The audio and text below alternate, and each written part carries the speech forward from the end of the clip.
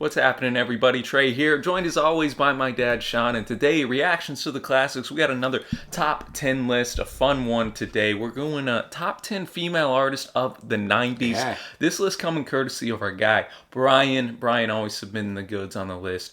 And knows a lot about music, man. So I'm looking forward to this one, and let's just dive right into it. So Brian said on this one, another change of pace for my top 10 this month. My wife had asked me to give the women of music some love, and I met her halfway a bit by narrowing the focus to just the 90s for this list. Spoiler, there is no Shania Twain or Mariah Carey on the list.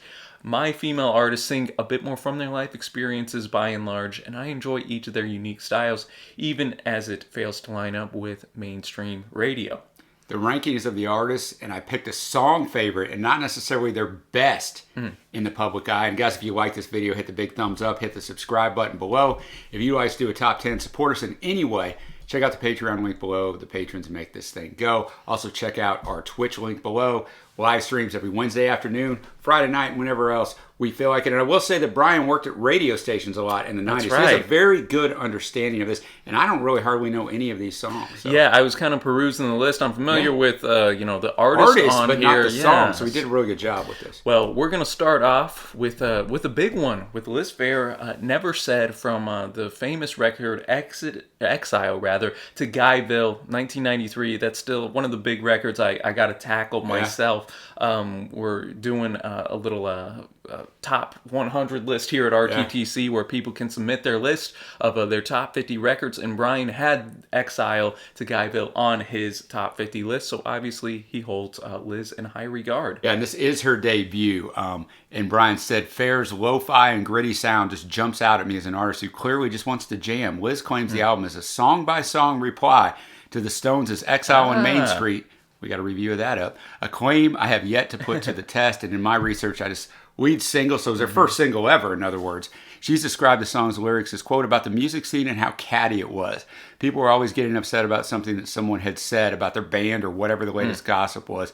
And given every song on Exile and Guyville is supposed to be a response to the Stones' Exile on Main Street, Never Said was a parallel to Tumbling Dice, a fantastic song, in that I could be just as unaccountable and not saying certain things, just like men are regarding going out with as many women as possible. Yeah. So what a great take. Cool, man. Well, as always, we're going to have the lyrics pulled up, and music will not be in the YouTube vid, just due to copyright, but you can check out, we'll have a link below if you want to see the full video. But anyways, man, let's get to it. Let's do it. Liz fading us out on Never Said, and I really enjoyed that one, man. Good way to start off the list.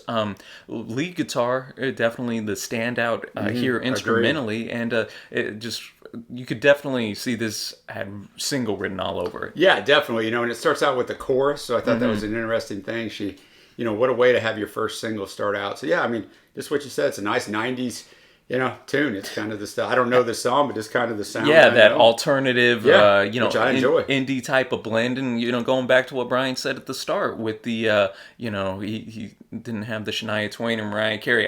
I'm with Brian there. I prefer, vocalists and artists that kind of go more from the heart, those life experiences. And that's what she's going here, kind of turning down whatever the rumors were about her, this or that. I didn't utter a sound.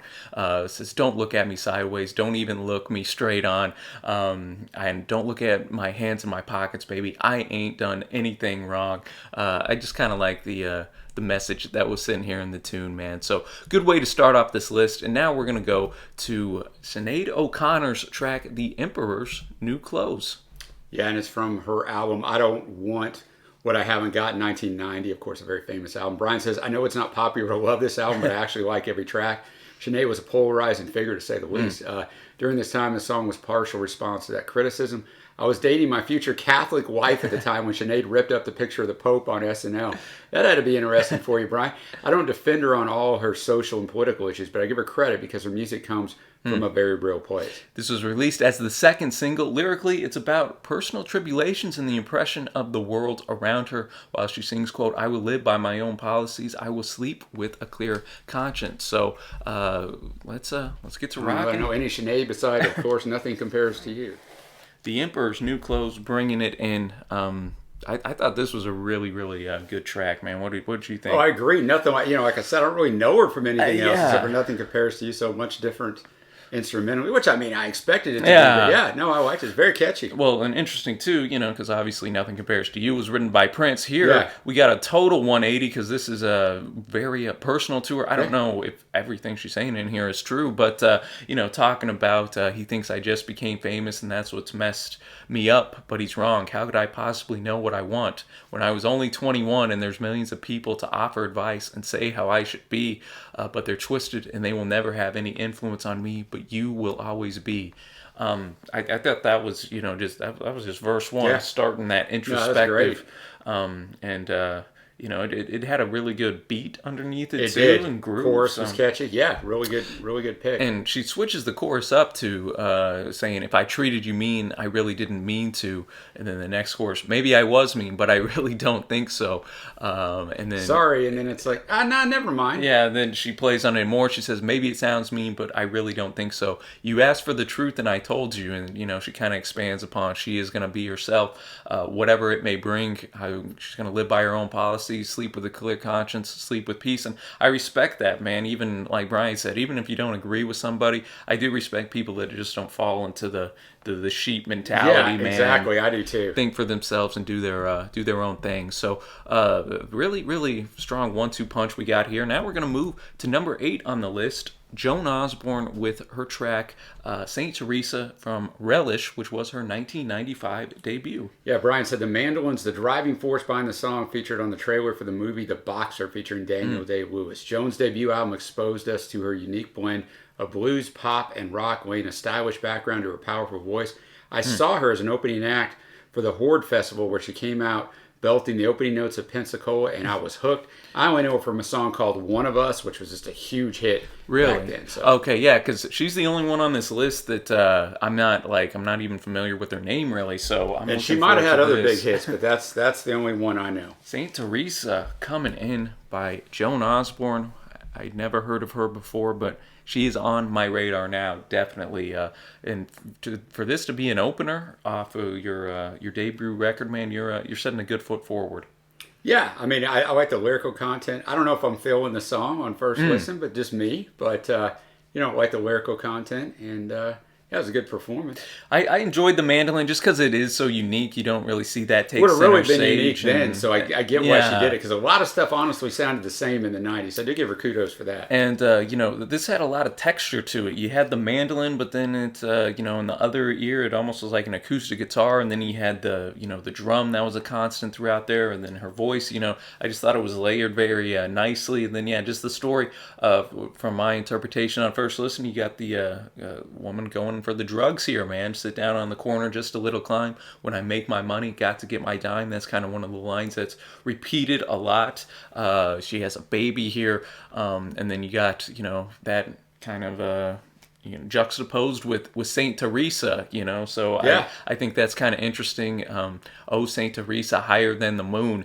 That's again kind of an interesting concept up here, because is this woman actually named Teresa? Right. Or are we actually thinking of Saint Teresa? She's going here whenever she's high, thinking, oh man, I need to kind of get back and root with myself. Whatever the case may be, I thought it was just a very unique song, very strong, and I'll have to check out some more of Joan. Well, and her hit One of Us. What if God was one of us? So I wonder, that's a little bit of a theme there with the Saint Teresa. Yeah, interesting, man. So now we're going to switch gears and go to God Be With You from Dolores O'Riordan, lead singer of the Cranberries. Yeah, / the Cranberries, to the faithful departed 1996 album, but it's only on the 2002 re-release. Brian said the song originally appeared in the film The Devil's Own, starring Brad Pitt and Harrison Ford, and initially only attributed to Dolores. She had one of the most unique voices in music, I agree, in the 90s, and her beautiful tone could produce serenity in a song like Dreams and showcase her vocal power in tracks like Zombie. So if you know that song, I'm sorry, I just got it in your head. No, God Be With You. I'm liking Brian's list so far, because every song has been very unique in its own right, stylistically. What you think of this one? Yeah, I liked it. Us recently discovering the Pogues and Dude. Dropkick Murphy and stuff Thin like Lizzy, that. you Thin know, Lizzy. Van Morrison, all the man. So I really like this sound. I think her voice is great, and I think you mentioned it. Like it's an intense song, from a movie that I imagine was intense from the time. Yeah. I remember the movie. I had never seen the movie, but yeah, I like it. No, so essentially here she notes, but they tried to take my pride, but they only took my father from me. And then that chorus, that God be with you, Ireland. Sometimes I was afraid, even though I prayed. I've lost my religion now. Little shout out REM, right? Yeah, I was gonna say. But blood upon my hands, blood upon thy hands again. And then we just kind of finish off with those choruses repeating that God be with you now. So again, cool little story. It definitely had that kind of Celtic influence all over it instrumentally, and yeah, Dolores has got a wonderful voice. Definitely different than Zombie. For sure. One of the only Cranberries tracks I know, but I think she killed it. Now we're gonna go to Tracy Chapman here, coming in at number 6 on the list from her record "Give Me One Reason" from New Beginning in 1995. Brian said if this list was of the late 80s or early 90s combined, then Tracy would have been my number 1 more than likely. What an endearing voice this lady was blessed with, and you just feel that Tracy is pouring her heart out when she sings. The song mixes soul and blues into a pop radio accessible track, and I love the guitar work. I'm familiar with Tracy's self-titled record. Right. Really, really strong. Obviously Fast Car's on that. I don't know any of her other work though. I know this song. Do you? I remember Okay. This song. Yeah. It's her biggest, which shocked me that it was bigger than Fast Car. Went to 3 in the U.S. First performed it 6 years before its release in December of '89 on SNL. So I couldn't really find a story on that, but that's weird. It was brewing a while. I guess so. She earned the Grammy for Best Rock Song for the track. Was also nominated for Record of the Year, Song of the Year, and Best Female Rock Vocal Performance. Dang, So, I've never heard it. no, so that's I a great guess, one, man. It's a great one. Again, having so many different styles Yes. up in here, dude. Of course, the guitar tone was so bluesy. Obviously, that was the standout instrumentally, and it kind of bounced off of Tracy's unique voice well too. Yeah, I mean, it's just a fantastic, smooth sounding song. When it starts off with the chorus and another songwriting technique that if you watch the channel a lot, you know that I rather enjoy. You got to have a strong chorus to do it that way, but if you do, it's a perfect songwriting technique That because hooks you in, man. it hooks you in, yeah, and the song sticks in your head always. So give me one reason to stay. Just asking for one, and I'll turn right back around. Give me one reason to stay, or I'll turn back around. Say I don't want to leave you alone. Said I don't want to leave you alone. You got to make me change my mind. Just asking for one. Sometimes in a relationship, just give me one little string to hang on to. No, and she expounds upon that throughout, and I thought that was was something that a lot of people could relate to. Probably, like, come on, man, this is on the fritz. I'm doing all the work here, and the other person, if they're just if they're not putting in the effort, this or that, it's it's time to dip. And that's kind of what Tracy's conclusion is as we get in the outro. She says, I told you that I loved you, and there ain't no more to say. So I've given all I can, and you're just sitting here like a bum, not doing anything. Yeah, exactly. In return, man. So really, really strong song. I'm looking forward to kind of going into more of her work as well. And now we're going to go to the person I would assume sold the most records in the 90s on this list. We got Alanis Morissette here, Right Through You from the classic Jagged Little Pill in 95. Brian noted in Jagged Little Pill, it took me the last 20 years to realize she wasn't stripping back layers of her psyche. She was peeling back layers of society norms and opening the door for more thoughtful female songwriters. I love her stream of thoughtful songwriting style as it taps into something more primal than just female sexuality or objectification. Great write-up there, Yeah, Brian. I was going to say, I just use mainly Brian stuff. I looked for research, but this ought to be great. Most fire, I think, in this list so far, just with what she's talking about. She's a bit pissed off, and she's... well, yeah, that's Alanis, man, yeah. She's bringing it, man. What you think of it? I like it. I think I don't know. You're not I can see how the vocals are. It just gets too angst. It's just too angst. But that was her stick, and I get it. She's very talented. I mean, I like Jagged Little Pill, the album for sure. I owned it, and so it was fine. I think the lyrics are good. She's telling them, and I think.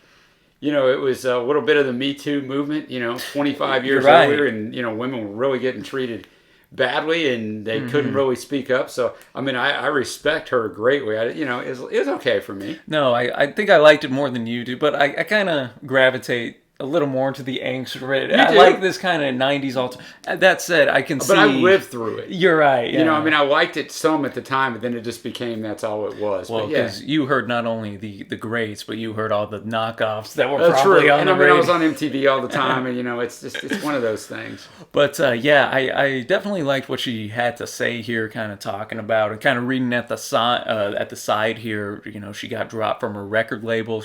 I didn't realize she was a child star in Canada, and then they dropped her once she started to go in a more mature direction. So kind of going, talking about how these people, this man didn't really like her for her. He just wanted to go and wine dine and love her in that regard, but didn't hear a damn word I said.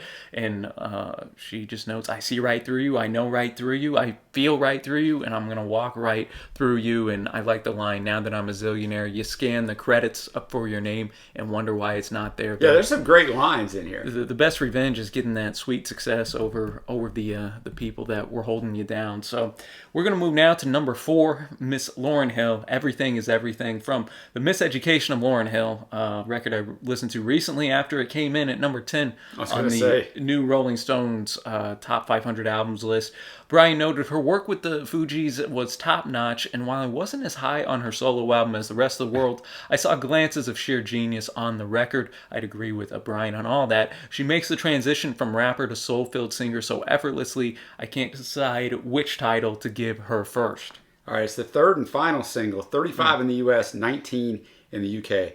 This I thought was interesting. The song marked the first commercial appearance of pianist John Legend, who was credited by his birth name, John Stevens, who was 19 years old when the song was recorded.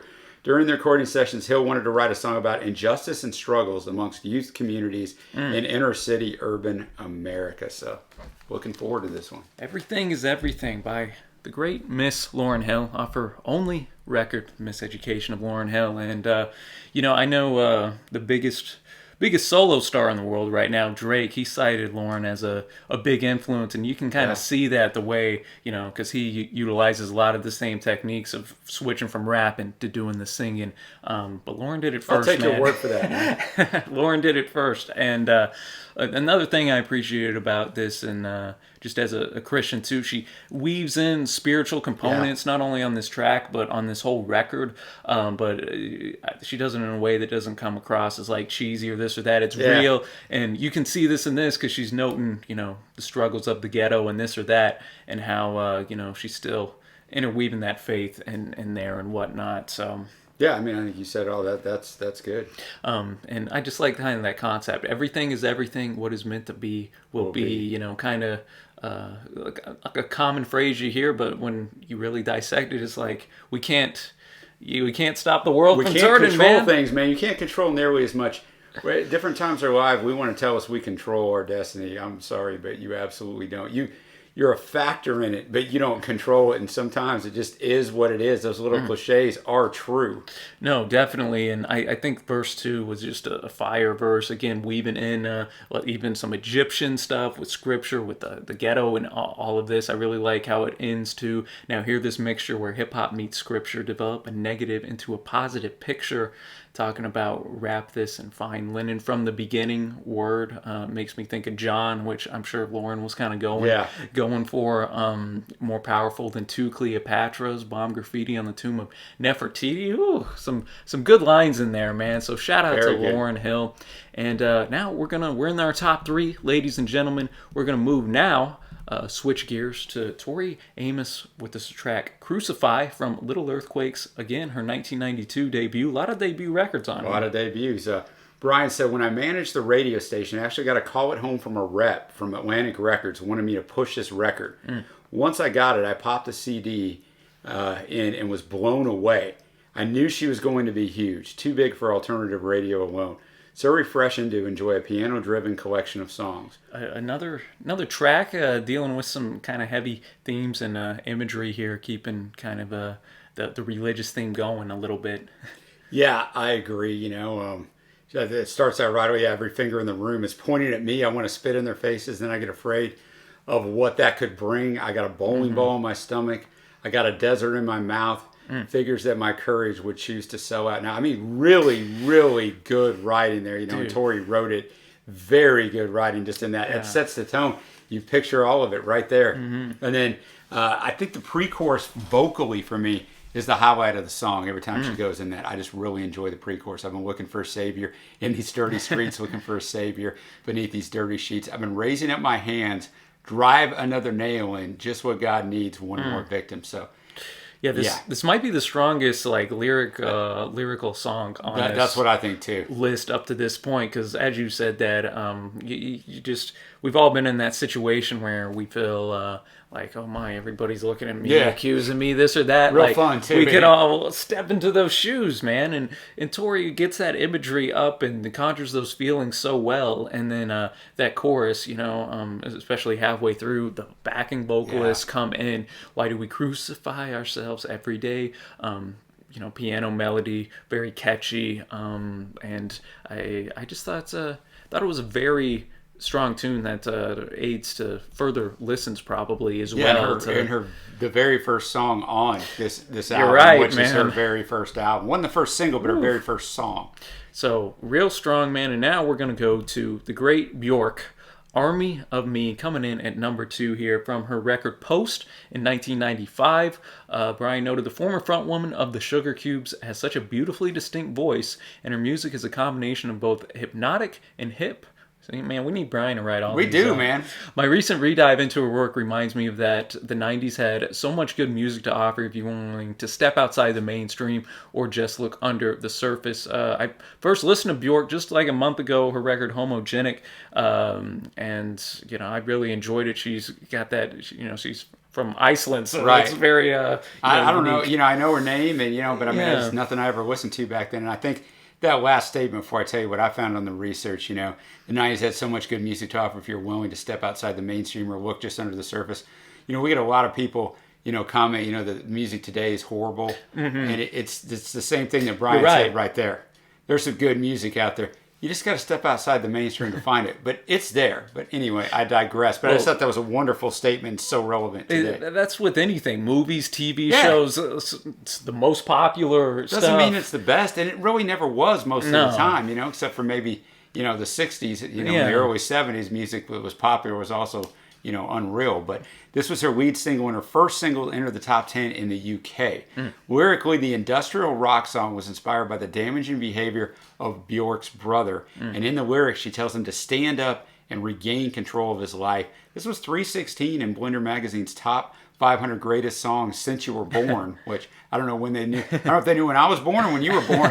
And in 2012, the song was 71 in Consequence of Sound's top 100 songs ever. All right. Bjork coming in with that industrial sound. She convinced me, Trey. I'm not going to complain once more. Dude. I'm not going to do it, Well, man. you mentioned it out of the reaction, man. How would you like this? Your big sister calling you out, but not only calling you out, she's calling you out on a record that I know is very highly acclaimed, and that's in here in perpetuity. Yeah, exactly. We're listening to all these years later going, man, dude, wouldn't want to be you. Sometimes we need that kick in the rear to just be like, you know what, man, it's time to shape up. Yeah, and she starts that way. Stand up. You've got to manage. I won't sympathize anymore. So obviously, and I mean, Trey, you're a counselor, so you know this way better than I do. But, you've got to help people. And then sooner or later, there's a line where helping them is actually enabling them. But you got the degree, not me. No, so you can talk more to that. But, you got to help them. You can never quit on them. But there's different ways that can manifest itself. You're right. So, and then the chorus is, and if you complain once more, you'll meet an army of me. I'm not even going to try to sing it like she did. And if you complain once more, you'll meet an army of me. So I just want you to know. You're all right. There's nothing wrong. Self-suffice, please. The thing with Bjork, a lot of her songs don't have like a ton of lyrics because, I mean, she's from Iceland, like English is her second language and this or that. But the lines that she does do, they carry a lot of weight just since there are fewer lyrics in here. Kind of had we did like a Portishead little and did a trip hop battle. Kind of got a little vibe of that. It does. Yeah, I got a little bit of that too. Also in that mid 90s period in here. So definitely something different, and I think showing that Brian showcasing a little bit of everything on this list. And Bjork's one of the ones in the upcoming year I want to dive into a little bit more. And now we're to number 1. Most people probably guessed it because she hadn't come up yet. Yeah, we got Fiona Apple, Shadow Boxer, from Yet another debut, titled 1996. And Brian mentioned on a list packed full of greats, Fiona has the most fully developed body of work. When I recently visited Win the Pond, it was clear her music was aiming to create a feel over just a sound. Again, I appear to be a sucker for piano-driven tracks, and Fiona brings the vocals on this one as well. I looked it up. This was her debut single, and not only that, she was only 18 at the time. So what were you doing when you were 18? I was not doing this. State the obvious. It's just so wild that she was only 18. She sounds so much more mature. So mature, just so well done, just such an excellent. This is not usually the kind of music I listen to necessarily. It's got some Norah Jones type sound to it. But it's just that too. So well done. The vocals fantastic. The arrangements. It's just a professionally done track. Yeah, the fact she's 18. It'd be a professionally done track if she was 48, let alone 18. It's crazy, man. And just you had a vibraphone in there, just some interesting like layering of some sounds in here. Obviously the piano was the highlight, but Chamberlain was in there as well. It sounded like some strings just at certain points, and then coming in with just that strong message about the lover. It was almost 2 minutes before the chorus hit. Really drawn out, slower tempo track, which I mean you'd expect with Fiona and a piano going in here. She notes, "You made me a shadow boxer, baby. I want to be ready for what you do. I've been swinging around me because I don't know when you're going to make your move." I was kind of reading on the side a little bit. She was kind of in love with this guy. He was a teenager, though, as well. Kind of, messed her over. And then, she, of course, distanced herself from him. So that's where that's coming through a little bit. Like, oh, man, when am I going to get hurt again by this person, this or that? But she notes, "So darling, I just want to say, just in case I don't come through, I was on to every play. I just wanted you." Really strong, and I mean Fiona's still going as we're filming this in 2020. Yeah, man. Getting a lot of people gave her album this year the album of the year. Yeah, Fetch the Bolt Cutters, man. Really, one of those artists that continues to expand and just enhance their sound through the years. So that'll take us now, y'all, to our favorite tracks here. This was a fun list, man, because we had a little bit of everying. Yeah, we did. Every type of styles. Dad, I know you already got yours up, man. I'm always taking my notes over here. I always respect that, so I'm going to let you go. Well, I got it easier. You got the computer, this man, and everything. I got the first track, Liz Phair, Never Said. I'm going to go Tori Amos, Crucify. Yeah, that was And strong. then the last one, Fiona Apple, Shadow Boxer. There's, obviously I like that Tracy Chapman song. That's the one I knew. I really knew that one. And there's a few others on here that I liked as well. I think, it is definitely of the times because, 90s music like this was usually angst-ridden and 5-minute songs. Yeah. And so a few of these songs were too long for me. Fiona's songs over 5 minutes, but that was the exception to the rule. But, a good list and a fun list and good for me, Trey, to go down memory lane. Yeah. I had told you and your mom earlier, I felt like I need to be watching Dawson's Creek while I'm listening to this, and I've run that whole show. So that's where I'm at. But that's a good list, Brian. Appreciate it. Throwback, man. Yeah, echo some of your thoughts, Dad. I'm going to go for my favorites. I got Crucify by Tori. I just thought that was just so strong lyrically. Loved the melody on the piano there. Definitely. I'm going to go with The Emperor's New Clothes. Throwback to the number 9 track on here. I mean, that's a good one. Sinead O'Connor. And then I'm going to go with, just because I was so impressed with the weaving in and out of singing and rapping and just the instrumentation. I almost went with this one. I got to go Everything is Everything by Miss Lauryn Hill. I got the big maybe right here. Yeah, with a big honorable mention to Fiona's track we just heard, and Give Me One Reason by Tracy Chapman as well. A lot of quality tunes out there, a lot of quality artists, and 90s can maybe be seen as the first decade where women really got by themselves a chance to shine. Obviously, you had the pop stars, the Madonnas, but actually like stood up for themselves and actually sang from personal experience, kind of like what for the like a mass amount of them. You're right, and more on that alternative type of sphere. So thanks again to Brian, always bringing the good list, and especially coming from somebody that was in the radio biz at the time. Really cool. I always love your backstories, dude, and of of course, let us know who your favorite artists are from this list, or female artists from the 90s. And yeah, I forgot to mention, we had a couple honorable mentions from Brian here. PJ Harvey, who we've covered on the channel, great artist. Natalie Merchant from 10,000 Maniacs, and then Elizabeth Fraser from I always butcher the name, the Cockatoo Twins. Better you than me. I always butcher it too. Heaven or Las Vegas, just a gorgeous record in its own right. So a lot of great artists here. So let us know what you're thinking. Thanks, Dad, as always, for the research. Yeah, it's fun. It was a good idea, man. Oh, it really was. And until next time, y'all, thanks for watching. Happy listening, and we will see ya.